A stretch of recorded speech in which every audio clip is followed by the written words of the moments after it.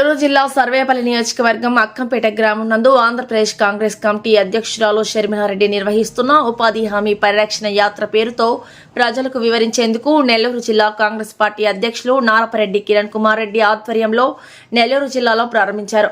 ఈ సందర్భంగా గత 12 సంవత్సరాలుగా నెల్లూరు జిల్లాలో నిర్వీర్యమైన కాంగ్రెస్ నేడు కొత్త పుంతలు తొక్కుతూ ప్రజల వద్దకు చేరువయ్యే భాగంలో అధిక సంఖ్యలో ప్రజలు భాగస్వామ్యం అవ్వడం కాంగ్రెస్ శ్రేణులను కొత్త ఉత్సాహాన్ని నింపింది. ఈ సందర్భంగా కేంద్ర ప్రభుత్వం రద్దు చేసిన ఉపాధి హామీ పథకాన్ని కొనసాగించాలని, కేంద్ర ప్రభుత్వం రూపొందించిన విబ్జీ రాంజీ పథకాన్ని రద్దు చేయాలని డిమాండ్ చేశారు. ఈ కార్యక్రమంలో సీనియర్ నాయకులు ఉడతా వెంకట్రావు, గోపాల్ రెడ్డి, బాల సుధాకర్, సుధీర్, సంజయ్, ఇర్ఫాన్, మల్లికార్జున్ రెడ్డి, నెల్లూరు జిల్లాకు చెందిన కాంగ్రెస్ శ్రేణులు ఉత్సాహంగా పాల్గొన్నారు. మన రాష్ట్ర ప్రభుత్వం అన్ని డబ్బులు పెట్టుకునే పరిస్థితిలో ఉందని మీరు అనుకుంటున్నారా? జగన్మోహన్ రెడ్డి గారు 5 సంవత్సరాలు ముఖ్యమంత్రిగా ఉన్నారు. తర్వాత చంద్రబాబు గారు ఇప్పుడు ముఖ్యమంత్రిగా ఉన్నారు. అంతకు ముందు మళ్ళీ చంద్రబాబు గారు ముఖ్యమంత్రిగా ఉన్నారు. ఇప్పటికే మన రాష్ట్రంలో 14 లక్షల కోట్ల రూపాయలు అప్పుల కుప్ప ఉంది మన నెత్తి మీద, మన రాష్ట్రం మీద, మన బిడ్డల మీద.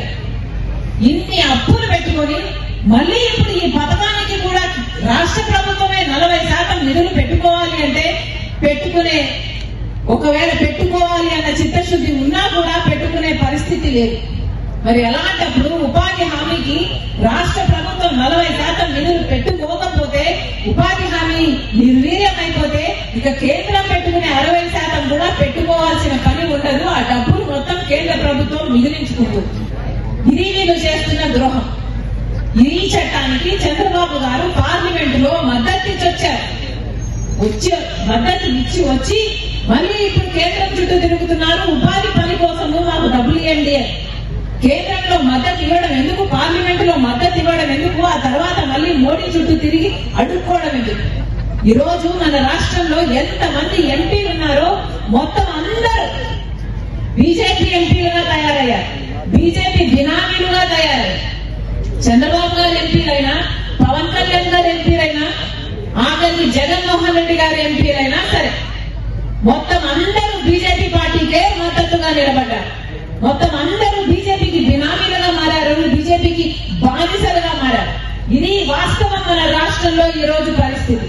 ఒక్కరికంటే ఒక్కరు కూటమి సర్కారు ఎలాగో మాట్లాడదు బీజేపీ గురించి, కూటమి సర్కారు ఎలాగో తప్పుపట్టదు బీజేపీ గురించి. కానీ జగన్మోహన్ రెడ్డి గారు కూడా ఒక్కసారి కూడా మోడీని అమ్మాయి పాపాన పోలేదు, ఒక్కసారి కూడా బీజేపీని తప్పుపట్టిన పాపాన పోలేదు. బీజేపీ ఎదిరించే సత్తా జగన్మోహన్ రెడ్డి గారికి చచ్చిపోయింది. జగన్మోహన్ రెడ్డి గారు బీజేపీని ఎదిరించడం లేదు కదా, బీజేపీ మోడీకి సాగిలపడి ఇప్పుడు నమస్కారం చేస్తున్నారు. మరి అలాంటప్పుడు మన రాష్ట్ర బిడ్డలు ఎలా బాగుపడాలి? చంద్రబాబు గారు ముఖ్యమంత్రిగా ఉన్నారు, జగన్మోహన్ రెడ్డి గారు ముఖ్యమంత్రిగా ఉన్నారు, మళ్ళీ ఇప్పుడు చంద్రబాబు గారు ముఖ్యమంత్రిగా ఉన్నారు. ఏ ఒక్కరైనా అధికారంలో ఉన్నప్పుడు ప్రత్యేక హోదా కావాలి అని కొట్లాడిన ఒక్క నాయకుడైనా ఉన్నాడు? ఈ రోజు వరకు కూడా పోలవరం ప్రాజెక్టులో ఆ ప్రాజెక్టు ఎత్తు తగ్గిస్తున్నారు, నీటి నిల్వ తగ్గిస్తున్నారు, నీటి నిల్వ తగ్గించి డబ్బులు ఇస్తున్నారు. నీటి నిల్వ తగ్గిస్తే అది ఒక గ్రావిటీ బేస్డ్ ప్రాజెక్టు కానే కాదు, రాజశేఖర రెడ్డి గారు తలపెట్టిన ప్రాజెక్టు కానే కాదు, అది ఒక లిఫ్ట్ ఇరిగేషన్ ప్రాజెక్ట్ గా తయారవుతుంది. ఇంతమంది ఎంపీలు ఉంటే టీడీపీ అయినా, జనసేన అయినా, బీజేపీ అయినా, వైసీపీ అయినా ఒక్క ఎంపీ కూడా పోలవరం ప్రాజెక్టుని నాశనం చేయండి అని పార్లమెంట్ లో గొంతు విప్పిన పాపాన పోలేదు. మరి ఏమన్నారు మీకంటే? ఆంధ్ర రాష్ట్ర బిడ్డలకు ద్రోహం చేస్తున్న వాళ్ళు కాదా వీళ్ళు? ఆంధ్ర రాష్ట్ర బిడ్డలకు అన్యాయం చేస్తున్న వాళ్ళు కాదా వీళ్ళు? ఈ రోజు ఎంతమంది బిడ్డలు డిగ్రీలు, పీజీలు చదువుకున్న బిడ్డలు ఉన్నారు, ఉద్యోగాలు వస్తున్నాయా? ఆటో డ్రైవర్లుగా పనిచేస్తున్నారు, గిగ్ డ్రైవర్లుగా గిగ్ వర్కర్లుగా పనిచేస్తున్నారు. మనకుందా ఒక రాజధాని, పక్కన బెంగళూరు ఉంది, చెన్నై ఉంది, ఇంకొక మహారాష్ట్రలో బాంబే ఉంది. ఇలా ఎన్ని చోట్ల ఎన్ని ఉన్నాయి మన రాష్ట్రంలో. మనకేముంది? ఇంతమంది ముఖ్యమంత్రులు మారారే, మన చేతిలో ఏమైనా ఉందా అంటే ఒక చిప్ప ఉంది. మనకెక్కడుంది రాజధాని? మన బిడ్డలు ఎక్కడికి వెళ్ళాలి ఉద్యోగాల కోసం? మన బిడ్డలు ఏం చేసుకోవాలి? కానీ ఒక్క నాయకుడు కూడా ఈరోజు చిత్తశుద్ధితో ప్రజల కోసం పనిచేస్తున్న వాడు లేదు. అందుకే ఈరోజు రాజశేఖర రెడ్డి బిడ్డ కాంగ్రెస్ పార్టీ తరఫున ప్రజల పక్షాన నిలబడాలని మీ ముందర నిల్చుంది. ఎన్నో సమస్యలు ఉన్నాయి. మన రాష్ట్రంలో ఎన్నో సమస్యలు ఉన్నాయి. ఒక్క ఉపాధి హామీ పనే కాదు, మన రాష్ట్రంలో బిడ్డలకు ఉద్యోగాలు లేవు, రైతులు అల్లాడిపోతున్నారు, పండించిన పంటకు గిట్టుబాటు ధర లేదు. ఇలా ఎన్నో సమస్యలు ఉన్నాయి. మహిళలు అల్లాడిపోతున్నారు. ఎక్కడ చూసినా లిక్కర్ షాపులు ఉన్నాయి. బడులు గుడులు ఎన్ని ఉన్నాయో అంతకంటే ఎక్కువ లిక్కర్ షాపులే ఉన్నాయి. ఇలాంటి సమస్యలన్నీ ఎన్నో ఉన్నాయి. వీటన్నిటి మీద పోరాడాల్సిన అవసరం ఉంది. వీరన్నిటి మీద కూడా కాంగ్రెస్ పార్టీ పోరాటం చేయడానికి, మేమందరము పోరాటం చేయడానికి సిద్ధంగా ఉన్నాం. కానీ మేమొక్కరమే పోరాటం చేస్తే మార్పు రాదు. మేమొక్కరం పోరాటం చేస్తే ఏమీ సాధించలేదు.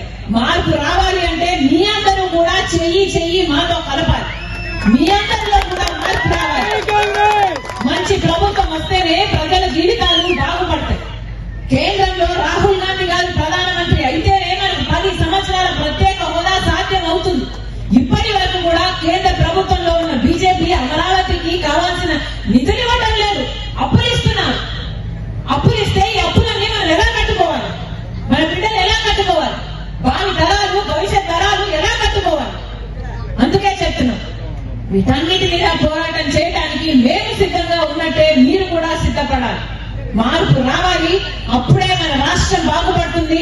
అప్పుడే రాజశేఖర్ రెడ్డి గారు తెచ్చిన సువర్ణ పరిపాలన మళ్ళీ రావాలి అంటే కాంగ్రెస్ పార్టీ అధికారంలోకి రావాలి.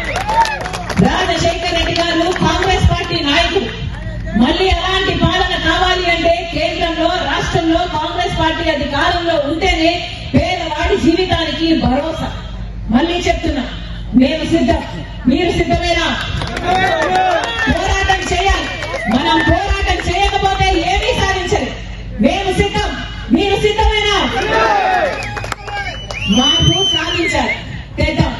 మరొక్కసారి ఇంతమంది మీ పనులు మానుకొని మా కోసం మీరు సమయం చేసుకొని వచ్చారు. ప్రతి అక్కకు, ప్రతి చెల్లికి, ప్రతి అన్నకు, ప్రతి తమ్ముడు మీ రాజశేఖర రెడ్డి బిడ్డ శిరస్సు వంచి చేతులు జోడించి మనస్ఫూర్తిగా కృతజ్ఞతలు చెప్పుకుంటారు. జోహార్ వైఎస్ఆర్! జోహార్ వైఎస్ఆర్! జై కాంగ్రెస్! జై. నాకు ఉపాధి కల్పించాలి అని, నేను పని చేస్తే నాకు జీతం ఇవ్వాలి అని ఒక గ్యారంటీ పథకం ఉపాధి హామీ పథకం. కానీ ఇప్పుడు కేంద్రము ఖర్చు పెడుతున్నది దాదాపు సంవత్సరానికి 86,000 కోట్ల రూపాయలు ఉపాధి హామీ పథకం మీద ఖర్చు పెడుతున్నారు. కానీ ఈ డబ్బులు మొత్తము పేదవాళ్లకు పోతున్నాయి, లేకపోతే స్కాముల కింద పోతుంది. బీజేపీ పార్టీకి రావట్లేదు కదా, అందుకనే ఈ పథకాన్ని మొత్తానికే ఎత్తేయాలని చూస్తుంది ఇప్పుడు బీజేపీ ప్రభుత్వం. ఇప్పుడు మొత్తానికే ఈ మహాత్మా గాంధీ జాతీయ గ్రామీణ ఉపాధి హామీ పథకాన్ని తొలగించేసి ఒక కొత్త చట్టం తెస్తారట. దానికి విబి గ్రామ్ అని పేరు పెడతారట. ఈ కొత్త పథకం ఇంకొక 6 నెలల్లో అమలు అవుతుందట. దీని విధి విధానాలు ఎలా ఉంటాయంటే, ఎట్లయితే ఉపాధి హామీ పథకంలో మన గ్రామాలు నిర్ణయించేయి ఏ పని చేసుకోవాలి అని గ్రామ సభలు పెట్టేవాళ్ళు. గ్రామ సభలో మా ఊరికి రోడ్డు కావాలా, బావి కావాలా, లేక చేనులో గట్లు కావాలా, లేక పూడికలు తీయాలా అని ఆ గ్రామ సభలో ఉపాధి హామీ పనికి ఏమి చేయాలి అని నిర్ణయించేవారు. కానీ ఇప్పుడు బీజేపీ తెస్తున్న ఈ కొత్త చట్టంలో గ్రామ సభల జోక్యమే ఉండదు. అసలు గ్రామ సభలు నిర్ణయించవు ఏ పని చేయాలి. అసలు గ్రామంలో ఏ పనులు ఇక నిర్ణయించరు. పక్కన ఎక్కడో ఒక ప్రాజెక్టు జరిగితే అక్కడ ఒక కాంట్రాక్టర్ కింద పని చేసేదానికి ఉపాధి హామీని కూడా అటాచ్ చేస్తారు. అంటే ఒక రోడ్డు పనో లేక ఒక ప్రాజెక్టు పనో జరిగితే ఇదందరూ వెళ్ళి అక్కడ పని చేయాలన్నమాట. అంటే ఆఖరికి ఇది ఎలా తయారవుతుందంటే, గ్రామాలకు పనికొచ్చే ఉపాధి హామీ పనిగా కాకుండా ఆ కాంట్రాక్టర్ కు లేబర్ సప్లై చేయడానికి మాత్రమే ఈ ఉపాధి హామీ గ్రామాలు పనికొస్తాయి.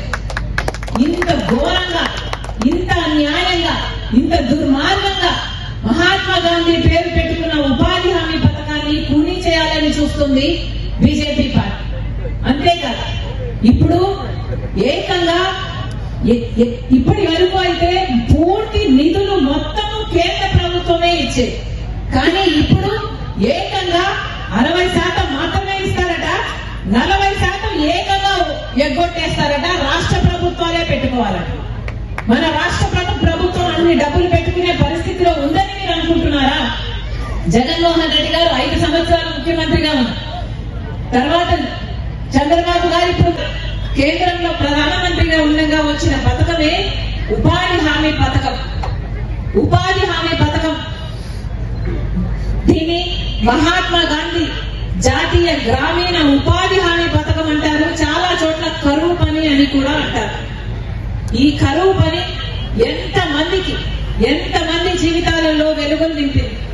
ఎప్పుడు పని కావాలంటే అప్పుడు 15 రోజుల్లో గ్రామ సభలకు వెళ్ళి 15 రోజుల్లో నాకు పని కావాలి అంటే పని కల్పించాల్సిన విధి గ్రామ పెద్దలకు ఉంది. చేసిన పనికి 15 రోజుల్లోనే డబ్బులు చెల్లించాల్సిన చట్టం కూడా అదే ఉపాధి హామీ పని కల్పించింది. ఈ చట్టం తెచ్చింది కాంగ్రెస్ పార్టీ.